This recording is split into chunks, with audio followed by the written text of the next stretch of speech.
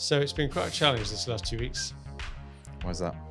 Well, I haven't quite met my target I set myself, but I was trying to go 2 weeks completely dry in the run up to a race that I'm running this weekend. Okay. Half marathon. So I thought, well, yeah, I'll give it a try. But in the middle of that period, I had a daughter with a 17th birthday. So I thought, well, I'd better break the mold for that because I wanted to celebrate a little bit. And then I was away for work in the week as well, where I managed to stick on the alcohol-free stuff at the restaurant, which was great. I started enjoying it. So much good stuff about. But then in the bar afterwards, just for that last drink before bed, everybody disappeared. They didn't have anything alcohol-free. I didn't have Coke. I succumbed and had one Guinness. But apart from that, I've had 2 weeks dry. 2 weeks dry, that's good. I've been indulging in the non-alcoholic beer as well. Have you? Have you been down to the dry shop? I have been down there, purchased some, had a week. Well, I was trying to go dry this week, but ended up having a beer yesterday. And alcoholic, a proper beer? An alcoholic one. But you've got some of these non-alcoholics. I have got some non-alcoholics, the clear head one that we had last week. Oh, that was good. That's like, really tasty. Yeah, I might go about that more then. And there was another thing I was in there the other day that he had on tap. I can't remember the name of it now. But that was really tasty, so I bought a can of that as well. Yeah, I remember. Yeah, you gave me a taste of that as well. It's good. So we've got a couple here. So thanks again to Mike for supplying us these alcohol-free beers. I've got to say we're buying them. We're not sponsored or anything. These are our unadulterated hint, hint. views. So now this one, we did point this out when we started this odyssey of alcohol-free beer tasting and reviews. And I've kept this one to last because I really did wonder what on earth. So this is called Funkton and it's a shiitake mushroom dark lager. So that's my one for today. You didn't fancy that one? I didn't fancy that. So I've gone for a Nirvana Brewery Hoppy Pale Ale. Okay, let's see what these are like. Citrus and floral aromas. So citrus and floral, where I've got this fruity yet dark malted biscuit. This is my shiitake mushroom one. Sound effect. A bit of ASMR. Okay, what's that look like? Right, it's like a whiskey that comes with that dark lager.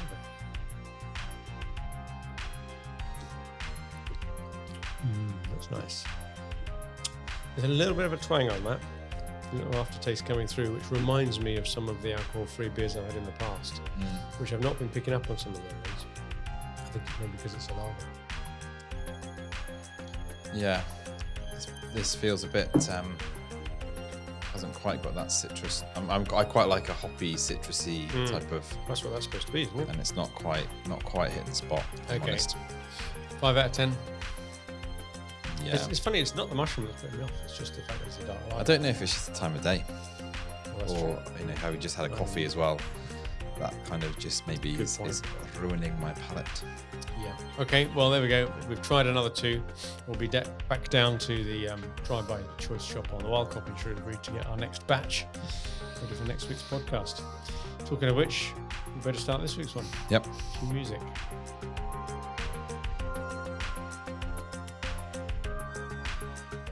Hello and welcome again to the SME Growth Podcast. I'm Dave Parry from Wellmeadow and this is Rich Buckle. Good morning. Good morning with our beers.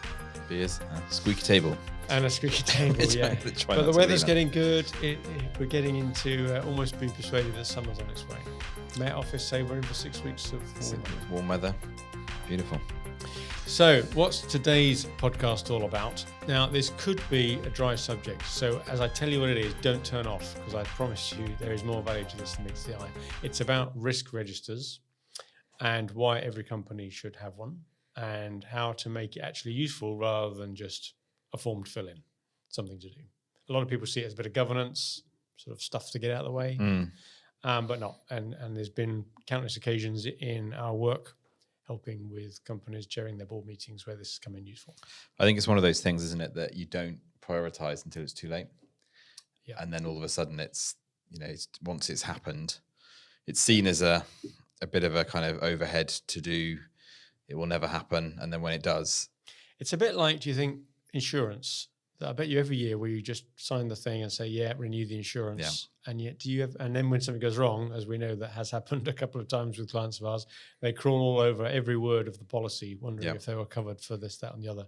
and why they didn't change it. So this is a bit like that in a way. I think, though, I find it, having gone through numerous risk registers with people, you can actually, as sad as it sounds, make it a reasonably engaging. I think once people engage with a way of doing it that actually becomes quite strategic, because it does force you to think about some real big issues. There should be strategic stuff in there. Then people generally tend to think that was a really worthwhile exercise going through. Well, when you think as a director, what's your responsibility as a director? A number of them looking after the shareholders and the other stakeholders and the company itself. But how else can you be looking after the company if you're not looking for what might go wrong and trying to prevent it happening? So in a board meeting, it shouldn't really be that 1 minute checkbox thing at the beginning of the agenda. It should be something sometimes you might spend a good proportion of the board meeting worrying about, because there's some issues that need dealing with.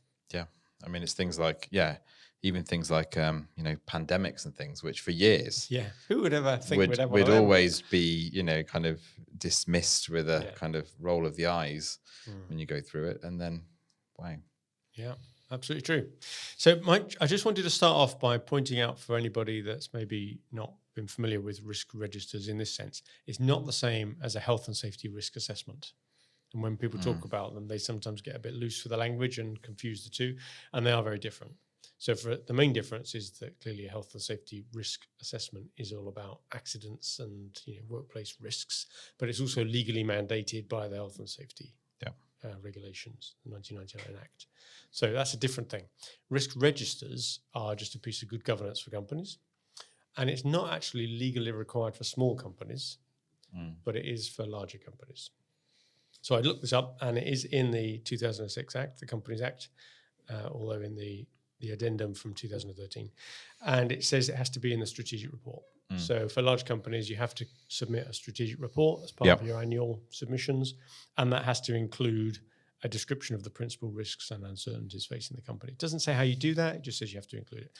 But there is an exemption for small companies. I think as well, just a side note, I like a bit of Companies House kind of... I don't know, stalking's the wrong word, but observations. And sometimes when you come across that section of a company's accounts, you can actually get some really interesting information about what they're thinking about, direction of travel. So it's quite good from a... Do you think that's a good thing from their point of view, or just good from your point of view to learn about them? Well, I suppose you kind of...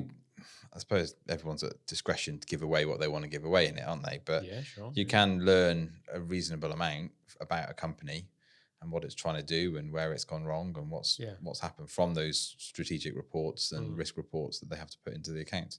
Obviously, companies of a certain size.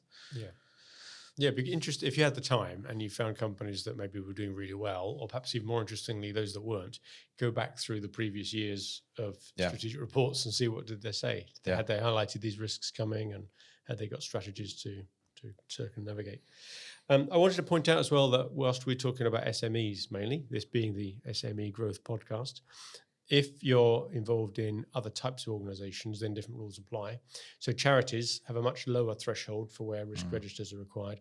And I've been amazed, actually, because governance is such a thing in charities.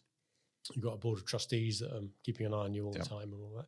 So I found that risk registers are always taken much more seriously in charities, which is a good thing. But if ever you wanted good examples of them, contact your local charity, they'll talk about it. And the other one is solicitors. And not surprisingly, the Solicitors Regulatory Authority, the SRA, they mandate that there has to be a risk register. And that's looked after by the COLP. Do you remember? The COLP. COLP. Compliance Officer of the Legal Practice. There you go, that's right, COLP. As opposed to the COFA, the Financial... Compliance Officer for Financial...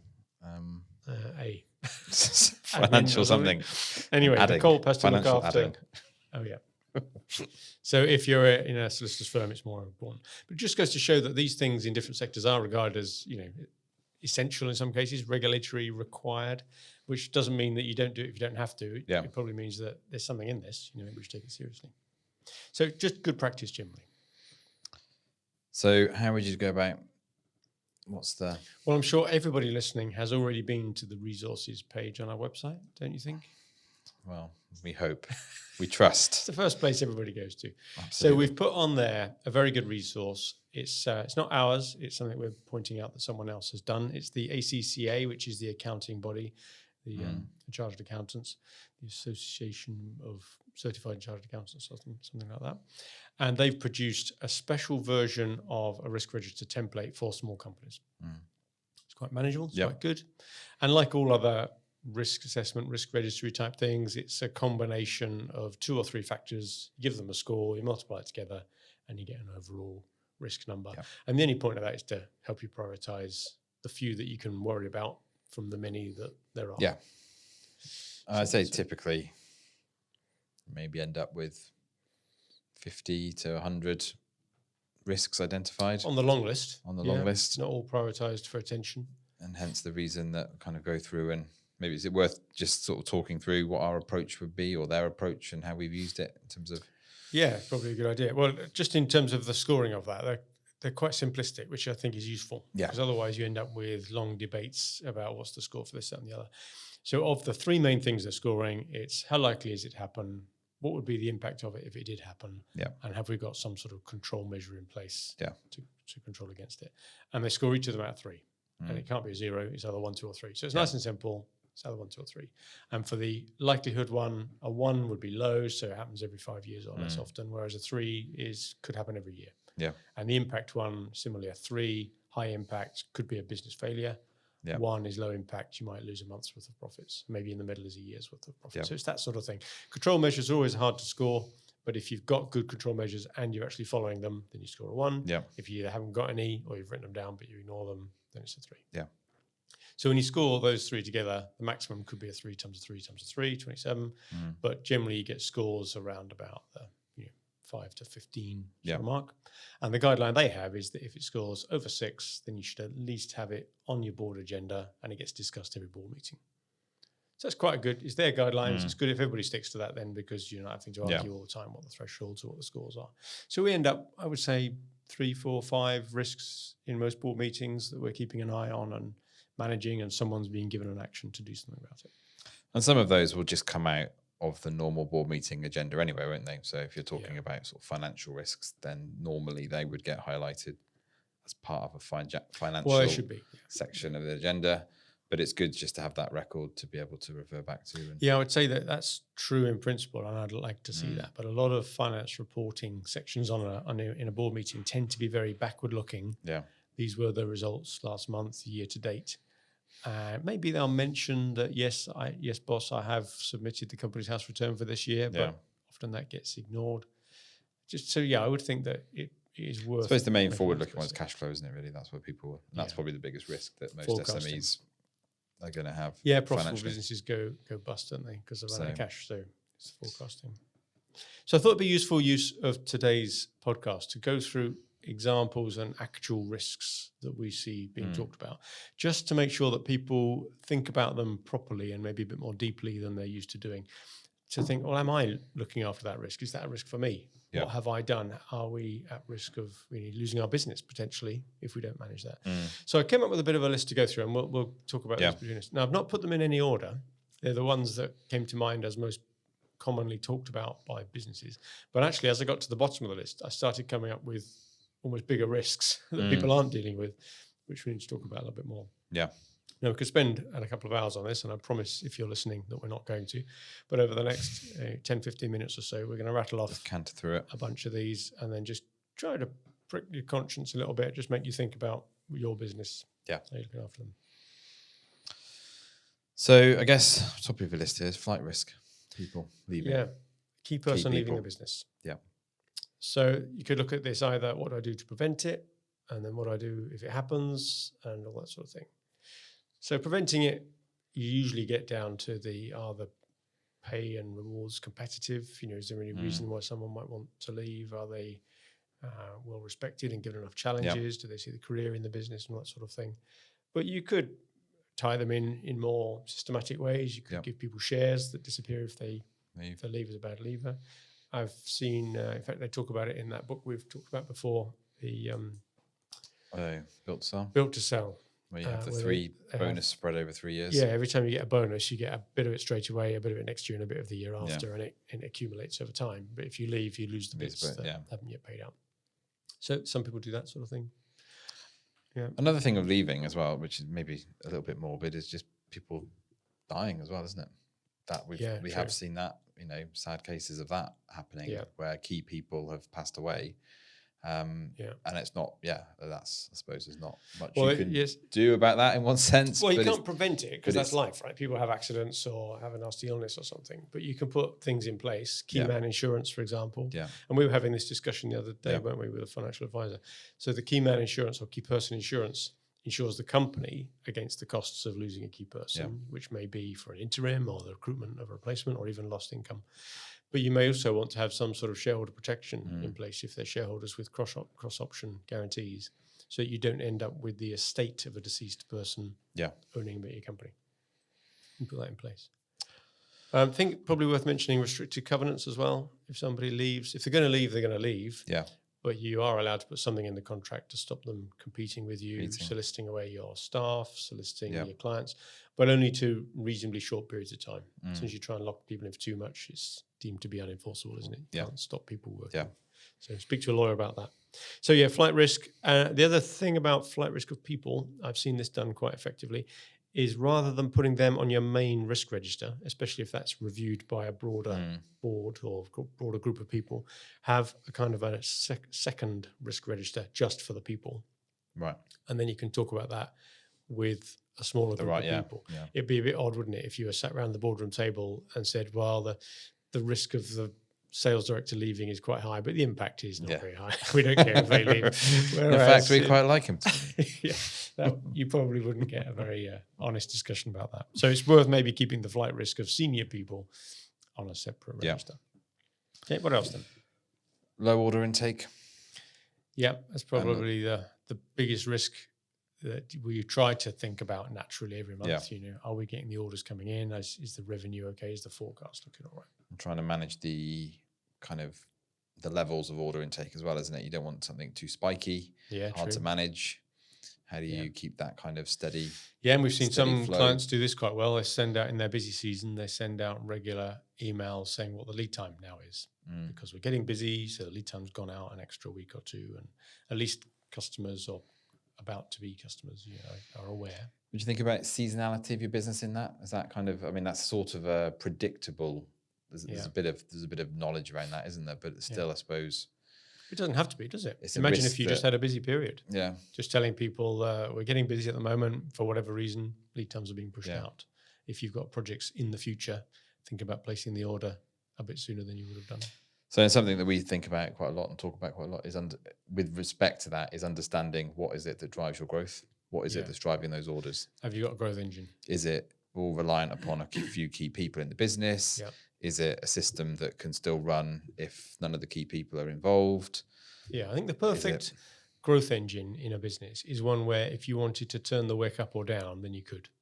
So if it looks like you're running short of work, there's a lever you can pull. Yeah. And that may be a pricing lever. It may be that you invest more in marketing or advertising for a shorter term result. It might be you take on more salespeople. Yeah.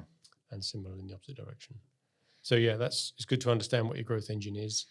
And don't forget, sometimes your market will take a downturn rather than your market share being the problem. Maybe there's an economic problem in the country. So I think it's worth working out who is it that's keeping an eye on the commentators in your industry, who reads the trade press, who's looking at the general economic outlook. We do our quarterly Roger Martin Fagg economic report for this reason. We're trying to help our clients keep abreast of what's going on.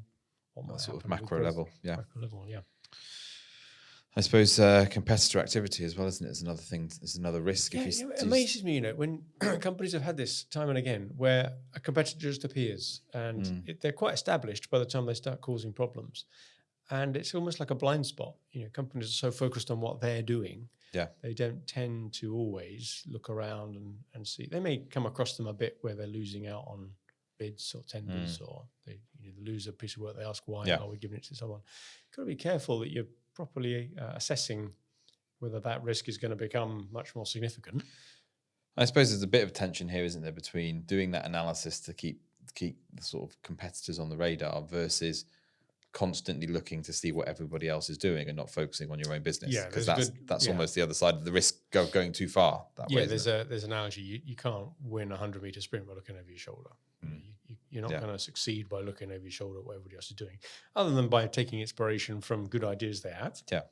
But also keeping an eye on, are they at risk of poaching some of your staff, let alone poaching your clients? Are they coming up with new products? Is their pricing different from yours? Have they thought about different ways of bundling things? That's all worth keeping an eye on your competitors. So looking at LinkedIn, Sales Nav is a good tool there for mapping out who's. I use Google Alerts quite a lot as well. Yeah. I type in a search term on the various competitors or even prospects and get Google to send me an email if something comes up with their name in it. You mentioned Company's House. Company's House. Yep, do a bit of Company's House, looking around, see what people are doing. You can set alerts on that as well, can't you? Yeah. List all the companies you're interested in, and it'll tell you whenever they've submitted their annual report. Just trying to have a look at, and I guess you get more detail when you've got a large company. For it's just a few rules of thumb, isn't it, around looking at a balance sheet, because that's normally all you're going to get in a set of accounts for a smaller company. Yeah. And just looking at, so what are the debtors? Okay, what kind of payment terms are typical for that industry? Is that going up or down? You could imply a kind of turnover figure off the back of that. Yeah. Maybe look at the creditors, same sort of thing, number of employees. Sometimes you can see the cash balance in it. Yeah. The debt, generally, obviously the overall valuation. We'll have a look. If they break out the corporation tax, then you can kind of see the profits. Yeah. So sometimes companies put in way more information than they need to. Yeah. Their accountant is being lazy and hasn't done whatever they call it these days, abridged accounts or filleted accounts or whatever it is. Yeah, exactly. So Company's House, Google Alerts, LinkedIn, Sales Navigator. Yeah. Just keep an eye on what's going on. And you need to devote some time to do it, because you won't just wake up one morning and have some spare time and think, I don't know, what shall I do? You've always got to diarize it or maybe delegate someone else to collect the information for you. Revenue dependency as well is a big risk, isn't it? Oh, gosh, we've had such... it was really sad stories, haven't we, with some of our clients here, where it runs away, it gets too much, and then they go bust. And it's terrible when you see it, because the effort and the motivation is all very positive, and people are trying to do the right things, and they're being successful. And this one customer keeps coming back asking for more and more and more, and you want to grow your business, so you say yes. And we've had one client where it went up to 80-odd%. Yeah. And in fact, I've spoken to the ex-MD of that this week, and he's going to come on as a guest in a few weeks' time. So stay tuned for that. That'd be good. It'd be very good to talk about that. But it's very hard to argue to prevent it happening, other than to take a very strict rule. So as your business, you agree, what's the maximum percentage of our turnover we want any one customer to have? And for us, we say we'd like it to be 10%. It's gone up to 20% in the past, but it's lowish. I think we need to get it back to 10. If you're getting up to those sort of numbers, you can't just carry on hoping it will go down. You've got to start saying no to the big customer and putting more effort in winning other customers. It's such a fine balance, though, isn't it? It's such a fine balance, because it's so hard to, if you've got that kind of, 80-odd% dependency upon one particular customer, then how do we don't have the time to go look somewhere else. And then, so it's. I think you're right. It's a tipping point, and maybe if it gets to 30%, maybe even 20%, that's where the tipping point starts to have that effect, because you feel as if now you've got to keep that client or customer really happy all the time. So you end up potentially over-delivering. You do work that isn't in your sweet spot just because you're a trusted partner and they want to do more and more, and you don't do your marketing anymore. Yeah. Well, and I think there's that point at which you almost go native, isn't it? You become almost an extension of your customer's business. Yeah. And at that point, then it's like you say, requests become more varied. They become more kind of almost as if you're an employee rather than a... Well, didn't we have that case? We had one of our team that was working at one of our clients a day a week, and then the client, and they know who they are if they're listening, asked for them to do 2 days a week, and we sort of grimaced and went, okay. Then they went for 3 days a week, and that was the point where we had to have the discussion, and we said, look, you might as well employ this person, and we came to an arrangement where that worked for all parties concerned. Because you can't afford to have one of your people just permanently in another firm. It's just it's not going to help you focus on what you need to do. It's a discipline, isn't it, on that one? Very much so. But please, if you're listening and you've got a customer with more than 10%, certainly more than 20%, do something about it. Don't let it drip, drip, drip, gradually become 30, 40, 50%, because this only ever ends in disaster. Short-term gain, long-term pain. Yeah. There's some discipline required there. That's the soundbite for this episode. There we go. Got the short sorted. Bad debts as well, isn't it? There's another thing. Yeah, now I'm going to touch wood when I say this, because on the whole, we've been reasonably lucky. over the years. We've been trading now for 13 years in this limited company. We've had 2 or 3, and even then they've been manageable amounts. Yeah. But we do have terms which ask for people to pay up front for what we do a lot of the time, short payment terms, and we can just stop working with a client. I think every company needs to remind itself it has the power to stop. You can put a customer on stop. Now, okay, maybe they'll go somewhere else, but do you want to fight to keep customers that don't pay you? Yeah. You have to be very alert to it. There was one time when we tried to negotiate some bikes, wasn't there, for a debt? Yes, I wonder if he's listening. Yeah, he was a designer of very high-end carbon bikes. But anyway, that didn't work out. But you can get credit insurance. You can do credit checks. It's amazing how many people don't do a credit check on a new client. And it's okay, even if you're going to deal with a large company, we've done this before, always get them to apply for a credit account. You want 30 days credit off us? Well, fill this form in then, and at least tell us what you did in your accounts last year and that type of thing. So yeah, it's an interesting one, that, because once again, the discipline, short-term pain maybe, you got to run the risk of that client falling out with you on day one. But better to have that discussion up front. Or even, it's a slightly different, it's the other side of it really, but looking at if you're working with a potential supplier, you want to make sure. So this week I had a meeting and with a company that I won't say who they are, but wanted to sell a service to us. Yeah, and it was all seemed interesting. But again, go on Companies House and have a look at the balance sheet and see whether or not that's the type of company that. What's the risk there in terms of? And you looked at them. I looked at them, and we're not. Well, I don't know. Give them a page. It raises a question, anyway, doesn't it? Are you sure? What's going on here then? So, just ask the question and just see if you get the explanation. If the explanation seems plausible, then take it from there, isn't it? But so there's a few there that are around the financial side. I was thinking then in my list, turning to more infrastructure type things, and maybe when people talk about business continuity type stuff or crisis management, they think about more the infrastructure, and they often use the scenario of the plane landing on the factory. And this, every factory's got a plane about to land on it, apparently, if you listen to it. Just like every key person's about to go under a bus. It's that same bloody bus. So infrastructure stuff, so fire, flood, that type of thing. I guess it comes in twofold. You've got to do your own precaution stuff. Yeah. Don't rely on someone else preventing the problem. Clearly you can have all the smoke alarms and sprinklers as you want, but if you're not, as a leader of the business, leading by example and saying, look, that's dangerous, that wiring looks a bit dodgy, you shouldn't put that combustible material in that cabinet with some server in it where it gets hot or something. You've got to show to everybody else that this is important, because the risk is so massive. So prevention is better than cure. But then insurance, and we've got a very sad example, haven't we, where the insurance was the problem, and that caused the company to go bust in this case. Yeah. Check the terms, isn't it?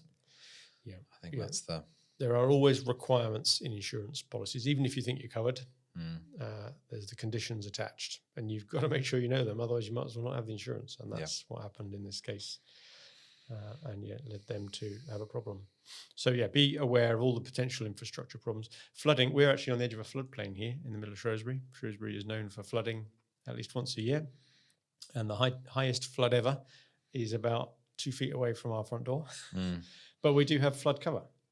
And that's okay, because there's a condition in it which says that we have to make sure that all of our IT equipment is at least 2 feet off the ground. So the most they're having to do is replace carpets and maybe wall decorations. So knowing that that's that risk and that we've told everybody about it, you can't put computers on the floor. I did do a King Canute last time the floods raised. So. You just stand there just wishing. Just stood there. So it worked then. You didn't get further. Gandalf, you shall not pass. Well, if anybody's got a flood, Rich is available for hire. Just easy. Yeah. Just come and sit in his 1/8 chair. I don't guarantee anything, but if you're last resort, give it a go. Yeah. Anyway, IT failure. That's another one that. This cropped up with us on a very low level scale last week, was it? This week? I can't remember. When our internet went down for just an hour or so.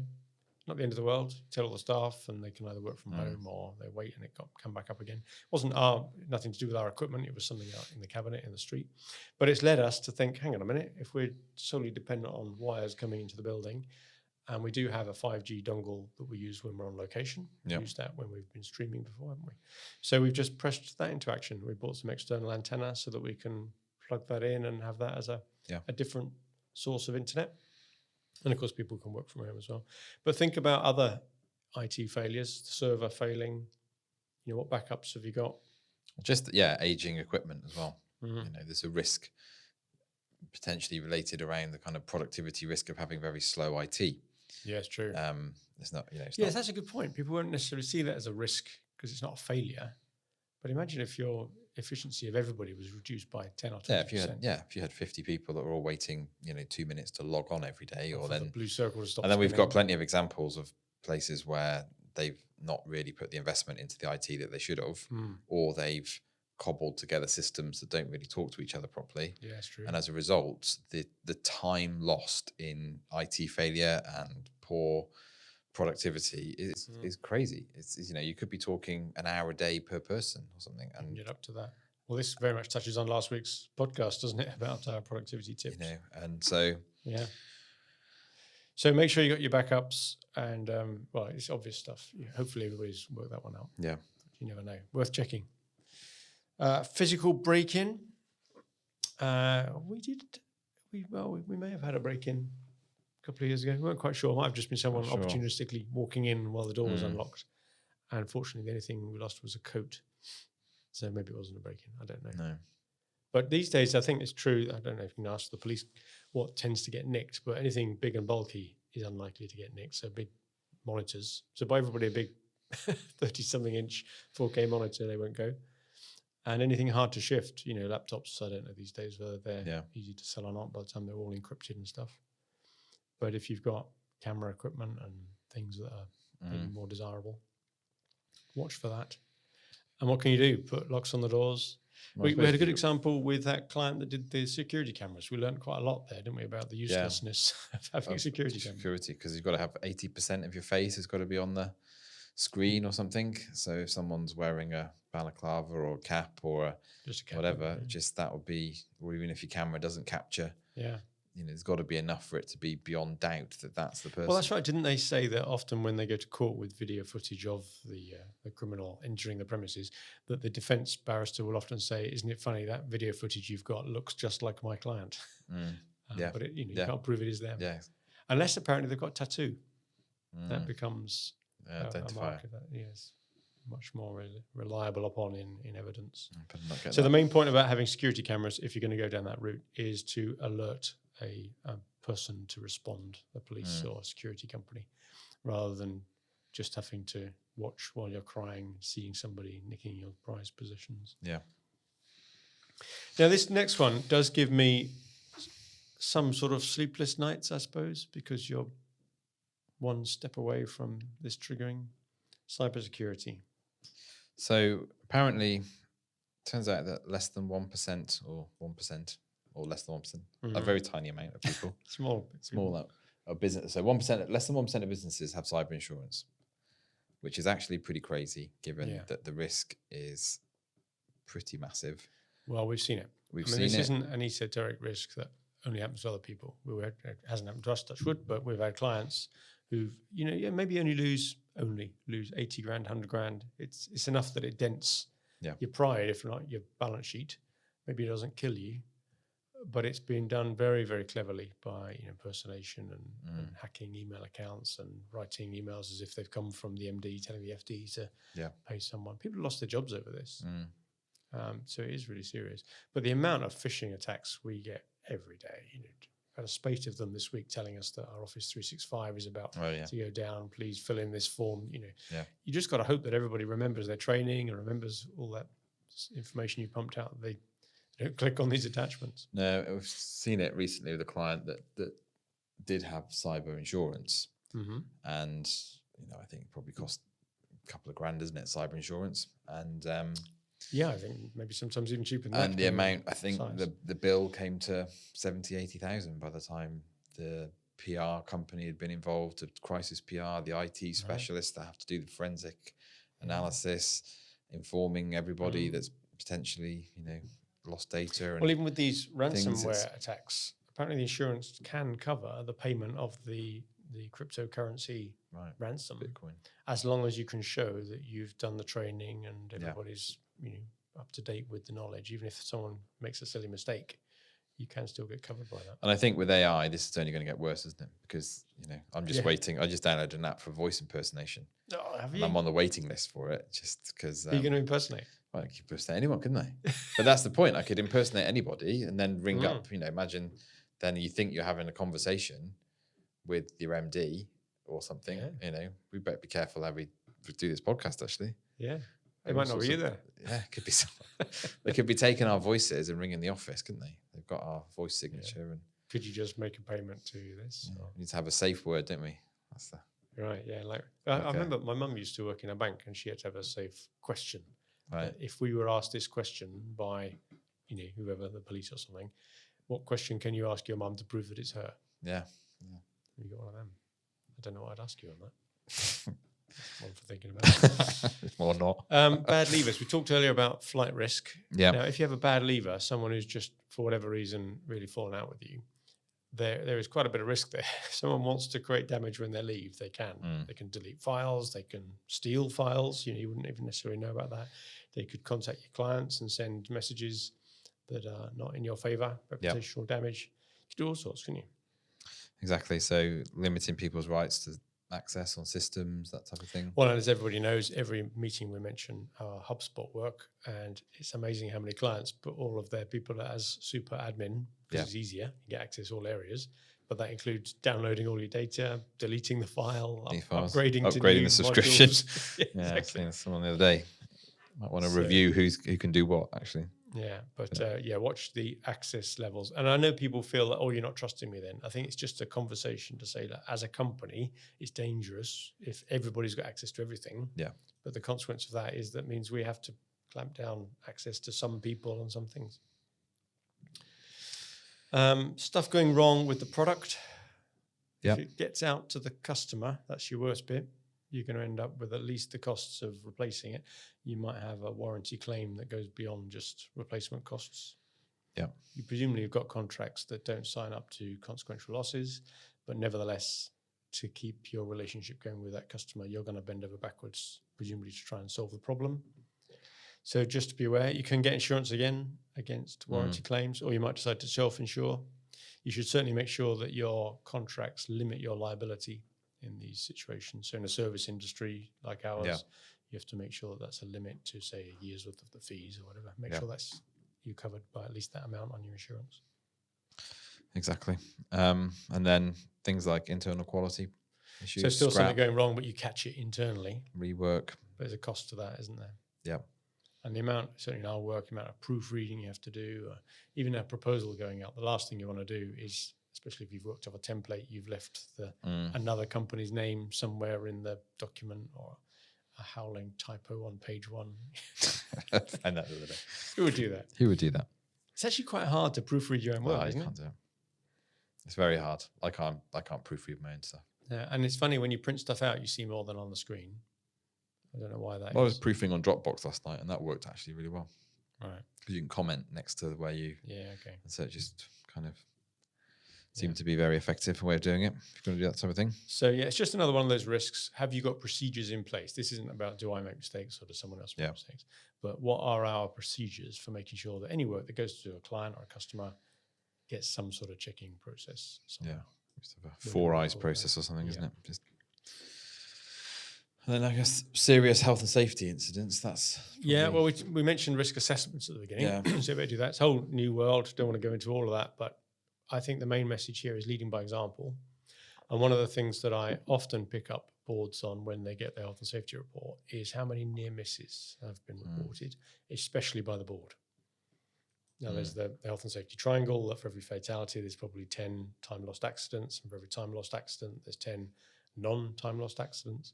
And for every 10 of those, there's been a first aid entry. And for every one of them, there's been 10 near misses. Yeah. So if you can capture the near misses up the pyramid, you stop a fatality potentially. But it's an attitude thing. Yeah. And lots of times you'll walk around an office even, let alone a factory, and see hazards. But you're walking along with one of the directors and no one's saying anything. So you've got to show by leadership that that's not acceptable. Can we please, tuck away that trailing cable or not put that in front of the fire exit or whatever hazard you see. Walk on the designated walkways. Stay on the walkways, yeah. Those sort of things. Yep. What else we got? Legal and compliance risks.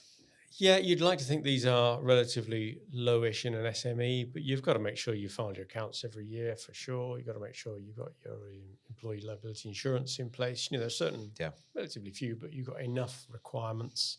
As your company gets bigger, you've got to make sure you've got the right number of first aiders and those sorts of things. Make sure you've got a good system for logging accidents. Make sure that you're doing your fire alarm tests and evacuation drills, all these sort of basic things that hopefully someone's looking after, both on the health and safety, but also on the financial side. Yeah. You may have covenants.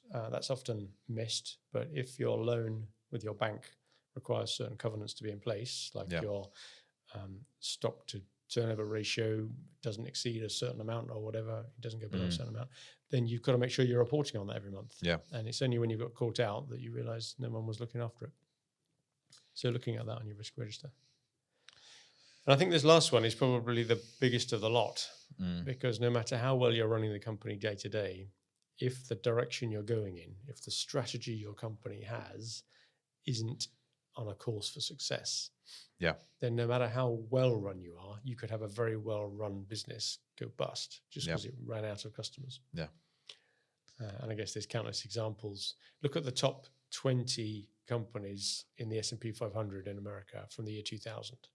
And ask how many of those are even in existence anymore. How many? Well, look in the notes of this episode and I'll put a summary in there for you. Not many. But companies go in cycles, but the ones that are very clever are those that reinvent themselves. Kodak famously reinvented itself after the wet film industry. Looks as if that was on its knees. And others. So strategic risk. And think carefully there, especially if you're a second generation owner, because we see this quite a lot. Founders tend to be very plugged in to the entrepreneurial spirit. They set up the company and they're good at identifying a gap in the market and serving it. Yeah.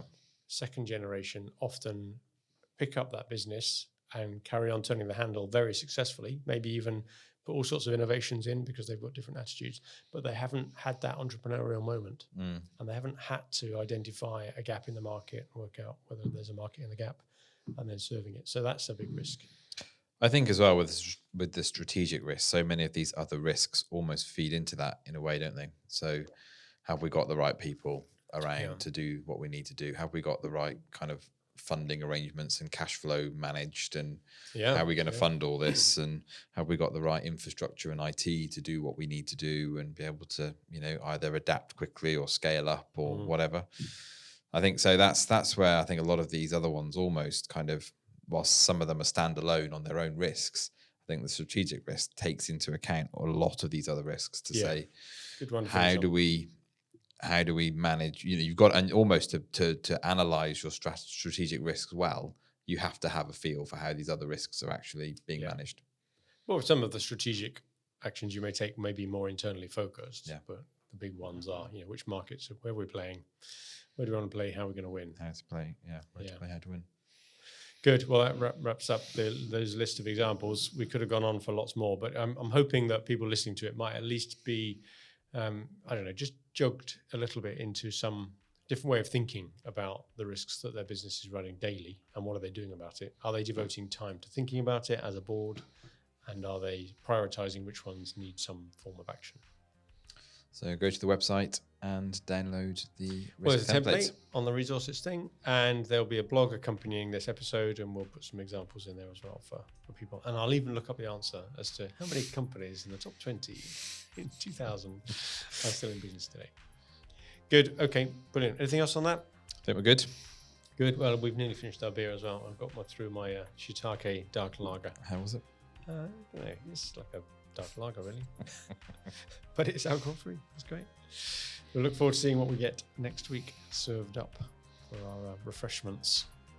So thank you once again for watching, listening to the SME Growth Podcast from Wellmeadow Limited. I hope that's been of some use. Please pass on the news of what we're doing to your business friends and colleagues. And if you can, give us a like or a follow on whatever service you get your podcast podcasts from.